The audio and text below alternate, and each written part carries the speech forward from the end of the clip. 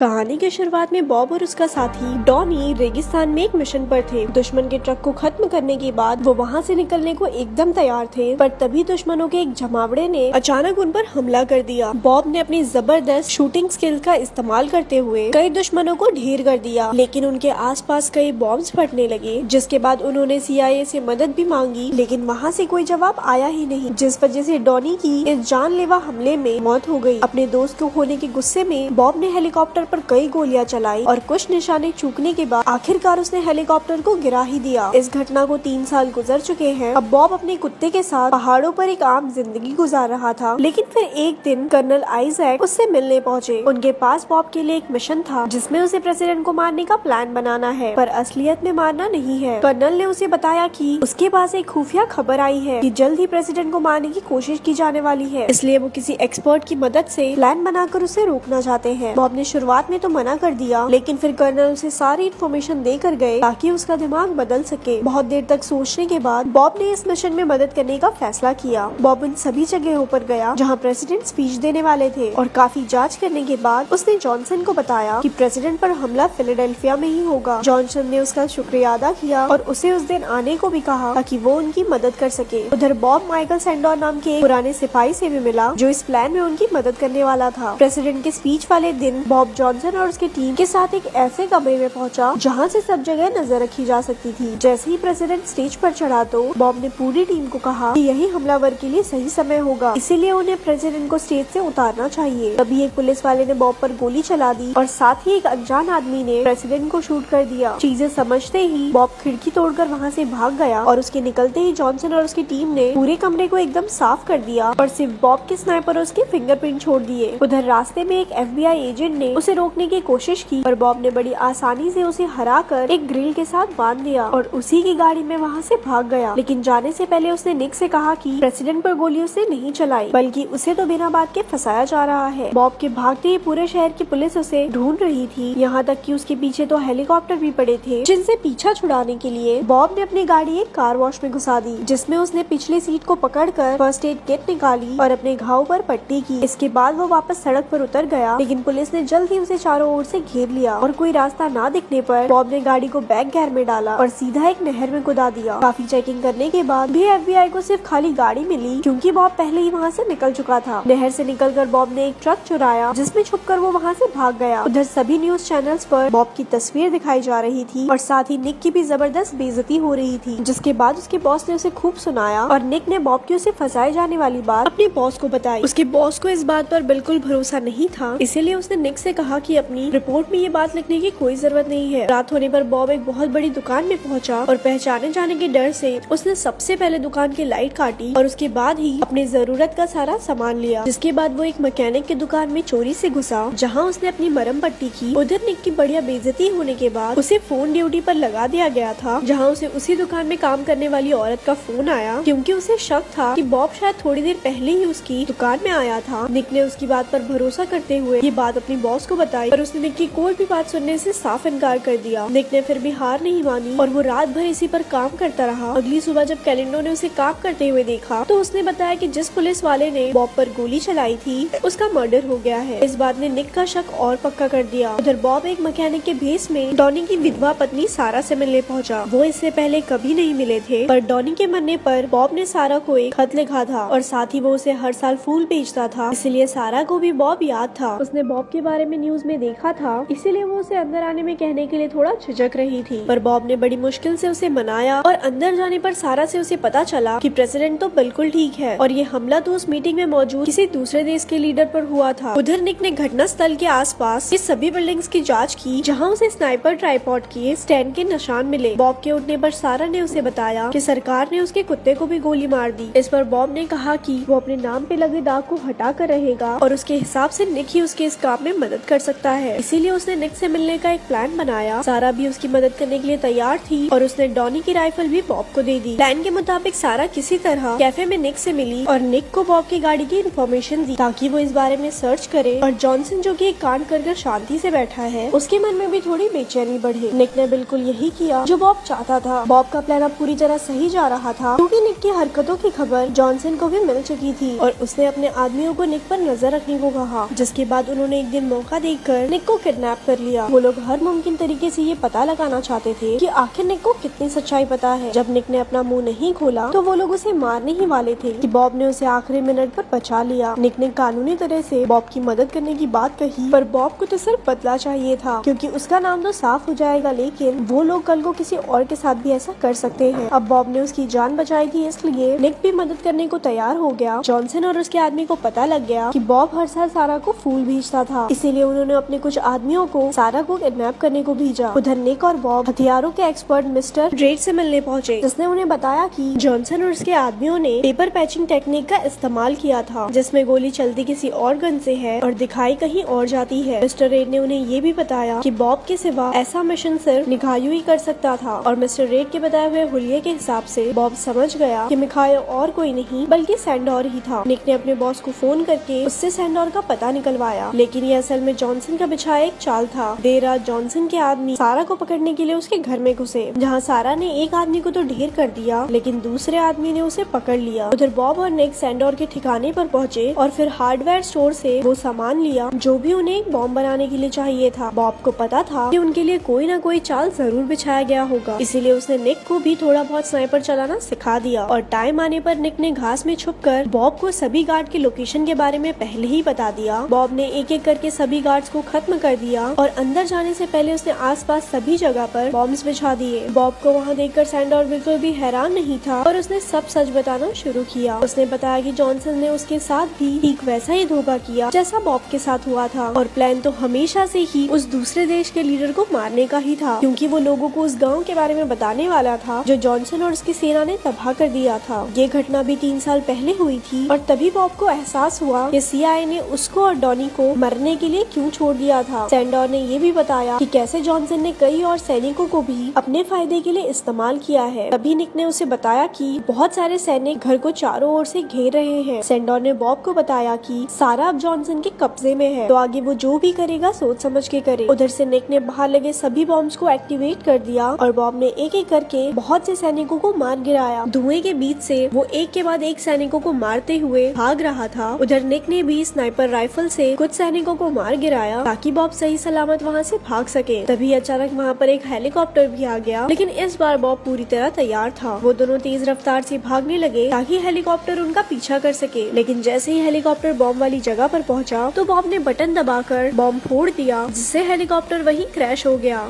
इसके बाद निक ने अपने बॉस को फोन कर बताया कि वो बॉब के साथ है। ये सब बॉब का ही प्लान था ताकि ये सारी बात जॉनसन तक पहुंच जाए। थोड़ी ही देर बाद उन्हें जॉनसन का फोन आया और उन्होंने जॉनसन के सामने एक ऑफर रखा कि वो सारा के बदले उन्हें सैंडोर की रिकॉर्डिंग दे देगा, जिसमें वो बता रहा है कि कैसे जॉनसन ने एक ऑयल कंपनी के लिए एक पूरे गाँव को तबाह कर दिया था और इस बात को छुपाए रखने के लिए वो ये डील मैकम से करेगा। जॉनसन भी अपनी सच्चाई को छुपाए रखने के लिए इस डील के लिए तैयार हो गया और उन्होंने एक बर्फीले पहाड़ पर मिलने का फैसला किया। जॉनसन, मैकम और उनका एक आदमी सारा को लेकर वहाँ पहुँचे। तभी सामने से एक आदमी उनकी तरफ आया और जॉनसन के छिपे हुए स्नाइपर ने उसे गोली मार दी। ये लोग अपने आप को बहुत एक्स्ट्रा स्मार्ट समझ रहे थे, लेकिन दरअसल ये बॉब की एक चाल थी। यह आदमी कोई और नहीं बल्कि निक था, जिसने जैकेट के अंदर एक लोहे की बहुत मोटी शील्ड पहन रखी थी। इससे बॉब को जॉनसन के छुपाए हुए स्नाइपर का पता चल गया और उसने पलक झपकते ही उसे मार डाला। साथ ही उसने एक गोली उस आदमी को भी मारी जिसने सारा को पकड़ रखा था। उधर निक ने पहले ही इस एनकाउंटर के बारे में FBI को एक खत लिख दिया था। स्नाइपर को मारने के बाद बॉब सबके सामने आया और निक ने पहले ही सबसे उनके हथियार छीन लिए थे। सारा ने एक गन उठाकर उस आदमी को मार दिया क्योंकि उसने सारा को किडनैप करके उसे बहुत परेशान किया था। बॉब ने पहले उसे संभाला और फिर मैकम से बात करने लगा। मैकम ने उसे बताया कि वो लोग बस उसे मारने यहाँ आए थे, बाकी ये रिकॉर्डिंग का कोई फायदा नहीं है। सरकार के इतने अंदर तक करप्शन मौजूद है कि वो सोच भी नहीं सकता। अब तक बॉब भी समझ चुका था कि ये सच ही बोल रहा है, तो उसने उस रिकॉर्डिंग को उनके सामने ही जला दिया। पर तभी FBI ने आकर उन्हें पकड़ लिया। कुछ दिनों बाद वॉशिंगटन DC में बॉब को अटॉर्नी जनरल और FBI के बड़े ऑफिसर्स के सामने पेश किया गया। निक, जॉनसन और सारा भी वहीं मौजूद थे। बॉब ने अपनी बरामद हुई राइफल मंगवाई ताकि वो अपनी बेगुनाही साबित कर सके। असल में बॉब ने घर से निकलने से पहले उसकी फायरिंग पिन्स हटा दी थी, इसीलिए मुमकिन ही नहीं था कि इतने दूर खड़े आदमी को मारा जा सके। और उसने वहीं पास में खड़े निक पर फायर करके ये साबित भी कर दिया। अटॉर्नी जनरल ने सबूत को मान मानकर उसे आजाद कर दिया, लेकिन वो जॉनसन और मैग्नियम पे लगाए हुए आरोप को नहीं मान सकते क्योंकि उनके पास उनके खिलाफ कोई सबूत नहीं है। कुछ दिनों बाद जॉनसन और मैग्नियम एक पहाड़ वाले घर पर छुट्टियां मना रहे थे, लेकिन वो ये नहीं जानते थे कि मौत खात लगाए उन्हें मारने को तैयार बैठा है। उसने एक एक करके वहाँ मौजूद सभी करप्ट लोगों को मार दिया और वहाँ से निकलते हुए उसने गैस पाइप में गोली मारकर धमाका कर दिया, जिससे उसके खिलाफ एक भी सबूत ना बचे। वहाँ से निकलकर वो सारा से मिला और वहाँ से निकलकर वो दोनों एक नई जिंदगी शुरू करने के लिए निकल पड़े और ऐसी ही मूवी यहाँ खत्म हुई।